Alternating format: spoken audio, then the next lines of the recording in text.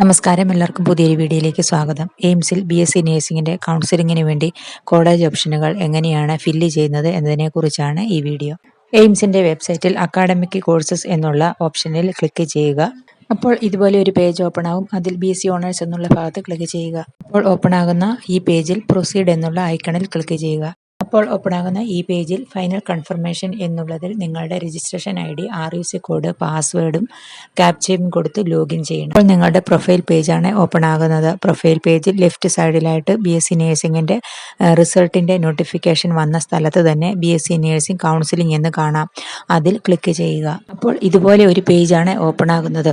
ആദ്യമായിട്ടാണ് നിങ്ങൾ BSc നേഴ്സിംഗിൻ്റെ കൗൺസിലിങ്ങിന് വേണ്ടി കോളേജ് ചോയ്സ് ഫില്ലിംഗ് ചെയ്യാൻ പോകുന്നതിന് വേണ്ടി ഈ പേജ് ഓപ്പൺ ആക്കുന്നത് എങ്കിൽ ഫോർ ഫസ്റ്റ് ടൈം യൂസർ എന്നുള്ളതിൽ ക്ലിക്ക് ഹിയർ എന്ന് കാണുന്ന ഓപ്ഷനിലാണ് ക്ലിക്ക് ചെയ്യേണ്ടത്. ക്ലിക്ക് ഹിയർ എന്നുള്ള ആ റെഡ് കളറിലെ ഐക്കണിൽ ആണ് ക്ലിക്ക് ചെയ്യേണ്ടത്.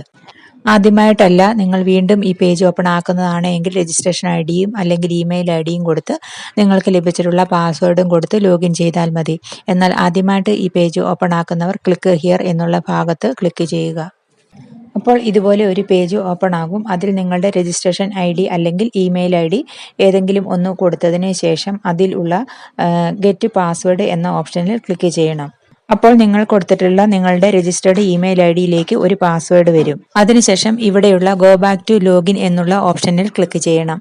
അപ്പോൾ ഈ പേജ് വീണ്ടും വരുന്നതാണ്. ഇവിടെ നിങ്ങളുടെ രജിസ്ട്രേഷൻ ID അല്ലെങ്കിൽ ഇമെയിൽ ID ഏതെങ്കിലും ഒന്ന് കൊടുത്തതിന് ശേഷം നിങ്ങളുടെ ഇമെയിൽ IDയിലേക്ക് വന്ന പാസ്വേഡും കൂടെ കൊടുത്ത് ലോഗിൻ ചെയ്യണം. അപ്പോൾ ഒരു പേജ് ഓപ്പൺ ആകും. അതിൽ എക്സസൈസ് ചോയ്സസ് ഓപ്ഷൻ എന്ന് കാണാം. അതിൽ ക്ലിക്ക് ചെയ്യണം. അപ്പോൾ ഇൻസ്ട്രക്ഷൻസ് ഒക്കെയുള്ള ഒരു പേജാണ് ഓപ്പൺ ആകുന്നത്. ആ ഇൻസ്ട്രക്ഷൻസ് നന്നായി വായിച്ച് മനസ്സിലാക്കിയതിന് ശേഷം വേണം കോളേജുകൾ സെലക്ട് ചെയ്യുവാൻ. അതിനുശേഷം അതിന് താഴേക്ക് സെലക്ട് ഇൻസ്റ്റിറ്റ്യൂട്ട് എന്ന് കാണാം. അതിൻ്റെ സൈഡിൽ ഒരു ആരോയും കാണാം. ആരോയിൽ ക്ലിക്ക് ചെയ്യുമ്പോൾ കോളേജ് ലിസ്റ്റ് കാണാം. നിങ്ങളുടെ താല്പര്യമനുസരിച്ച് കോളേജുകൾ സെലക്ട് ചെയ്യണം. അതിനുശേഷം ആഡ് ചോയ്സ് എന്ന ഓപ്ഷനിൽ ക്ലിക്ക് ചെയ്ത് ആവശ്യമുള്ളത്രയും കോളേജുകൾ സെലക്ട് ചെയ്ത് കൊടുക്കണം. അവസാനം സബ്മിറ്റ് എന്ന ഓപ്ഷനിൽ ക്ലിക്ക് ചെയ്യണം. അതിനുശേഷമാണ് ലോക്ക് എന്ന ഓപ്ഷനിൽ ക്ലിക്ക് ചെയ്ത് കംപ്ലീറ്റ് ചെയ്യേണ്ടത്. സബ്മിറ്റ് ചെയ്തതിന് ശേഷം ലോക്ക് എന്ന ഓപ്ഷനിൽ ക്ലിക്ക് ചെയ്ത് കഴിഞ്ഞാൽ പിന്നീട് കോളേജുകളുടെ ഓപ്ഷനിൽ മാറ്റം വരുത്തുവാനായിട്ട് സാധിക്കുകയില്ല. റിമൂവ് ചെയ്യുവാനോ റീഅറേഞ്ച് ചെയ്യുവാനോ സാധിക്കുകയില്ല. അതുകൊണ്ട് ലോക്ക് ചെയ്യുന്നതിന് മുൻപായിട്ട് ഓപ്ഷൻ എല്ലാം കറക്റ്റ് ആയിട്ടാണോ എന്ന് ചെക്ക് ചെയ്തതിന് ശേഷം വേണം സബ്മിറ്റ് ചെയ്ത് ലോക്ക് ബട്ടണിൽ ക്ലിക്ക് ചെയ്യുവാൻ. എയിംസിൻ്റെ വെബ്സൈറ്റിൽ റിസൾട്ടിൽ വന്നിരിക്കുന്ന കുട്ടികൾക്ക് മാത്രമാണ് ഇപ്പോൾ കോളേജുകൾ സെലക്ട് ചെയ്യുവാനായിട്ട് സാധിക്കുന്നത്. ഫസ്റ്റ് റൗണ്ടിനും സെക്കൻഡ് റൗണ്ടിനും വേണ്ടിയാണ് ഇപ്പോൾ കോളേജുകൾ സെലക്ട് ചെയ്യേണ്ടത്. ഫസ്റ്റ് റൗണ്ടിൽ കോളേജുകൾ സെലക്ട് ചെയ്യുന്നവർക്ക് മാത്രമാണ് സെക്കൻഡ് റൗണ്ടിലും പാർട്ടിസിപ്പേറ്റ് ചെയ്യുവാനായിട്ട് സാധിക്കുന്നത്. ഇപ്പോൾ കൗൺസിലിങ്ങിൽ, അതായത് കോളേജുകൾ സെലക്ട് ചെയ്യുന്നതിന് ഫീസുകളൊന്നും നൽകേണ്ട. നിങ്ങൾ ഓൺലൈനായിട്ടാണ് കോളേജുകൾ സെലക്ട് ചെയ്യേണ്ടത്. ഫീസുകളൊന്നും നൽകേണ്ട ആവശ്യമില്ല. അതുകൊണ്ട് ലിസ്റ്റിൽ ഉൾപ്പെട്ടിട്ടുള്ള എയിംസിൻ്റെ വെബ്സൈറ്റിൽ പബ്ലിഷ് ചെയ്തിരിക്കുന്ന ലിസ്റ്റിൽ ഉൾപ്പെട്ടിട്ടുള്ള എല്ലാ വിഭാഗത്തിലും ഉള്ള കുട്ടികൾ കൗൺസിലിംഗിൽ പങ്കെടുക്കണം. 9-ാം തീയതി വരെയാണ് കോളേജുകൾ സെലക്ട് ചെയ്യുവാനായിട്ടുള്ള സമയം. 12-ാം തീയതി ഫസ്റ്റ് റൗണ്ടിന്റെ റിസൾട്ട് പബ്ലിഷ് ചെയ്യും, വെബ്സൈറ്റിൽ പബ്ലിഷ് ചെയ്യും. അതിനുശേഷം 13-ാം തീയതി 1 മണി മുതൽ 18-ാം തീയതി 5 മണി വരെ കോളേജ് അക്സെപ്റ്റൻസ് നടത്തുകയും, അതായത് കോളേജുകൾ നിങ്ങൾ സ്വീകരിച്ചോ അല്ലെങ്കിൽ സ്വീകരിച്ചില്ല എന്ന് ഓൺലൈനായിട്ട് അത് അക്സെപ്റ്റൻസ് നടത്തുകയും അതിനുശേഷം 18-ാം തീയതി വൈകുന്നേരം 5 മണിക്ക് മുൻപായി അലോട്ട്മെന്റ് ലഭിച്ച കോളേജിൽ നേരിട്ട് ചെല്ലേണ്ടതുമാണ്. ലഭിച്ച കോളേജ് താല്പര്യമില്ലാത്തത് ആണ് എങ്കിലും കോളേജിൽ നേരിട്ട് എന്ന് നിങ്ങളുടെ ഒറിജിനൽ ഡോക്യുമെന്റ്സുകൾ അവിടെ സബ്മിറ്റ് ചെയ്യേണ്ടതാണ്. അങ്ങനെ സബ്മിറ്റ് ചെയ്താൽ മാത്രമാണ് സെക്കൻഡ് റൗണ്ടിൽ നിങ്ങൾക്ക് പാർട്ടിസിപ്പേറ്റ് ചെയ്യുവാനായിട്ട് സാധിക്കുന്നത്. ഒറിജിനൽ ഡോക്യുമെന്റ്സുകളാണ് അവിടെ സബ്മിറ്റ് ചെയ്യേണ്ടത്. ഒറിജിനൽ ഡോക്യുമെന്റ്സുകൾ നൽകാത്തവർ അവിടെ കോപ്പി നൽകുന്ന സമയത്ത് സെക്യൂരിറ്റി ആയിട്ട് 1 ലക്ഷം രൂപയുടെ DDയും അവിടെ നൽകണം.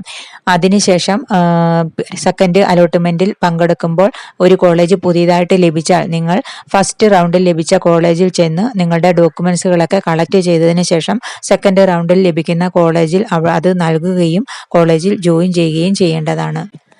കോപ്പി നൽകിയതിന് ശേഷം സെക്യൂരിറ്റി ആയിട്ട് 1 ലക്ഷം രൂപയുടെ DDയും നൽകി സെക്കൻഡ് റൗണ്ടിൽ പാർട്ടിസിപ്പേറ്റ് ചെയ്യുമ്പോൾ പുതിയതായിട്ട് ഒരു കോളേജ് ലഭിച്ച് നിങ്ങൾ ആ കോളേജിൽ ജോയിൻ ചെയ്തില്ല എങ്കിൽ നിങ്ങളുടെ 1 ലക്ഷം രൂപ നഷ്ടപ്പെടുന്നതാണ്. അത് തിരികെ ലഭിക്കുകയില്ല.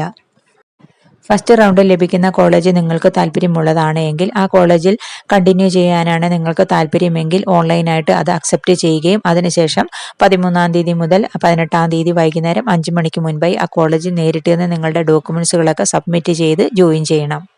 ജോയിൻ ചെയ്യാൻ പോകുന്ന സമയത്ത് എന്തൊക്കെ ഡോക്യുമെന്റ്സുകളാണ് കൊണ്ടുപോകേണ്ടത് എന്നതിനെക്കുറിച്ച് നമ്മുടെ ചാനലിൽ വീഡിയോ ചെയ്തിട്ടുണ്ട്.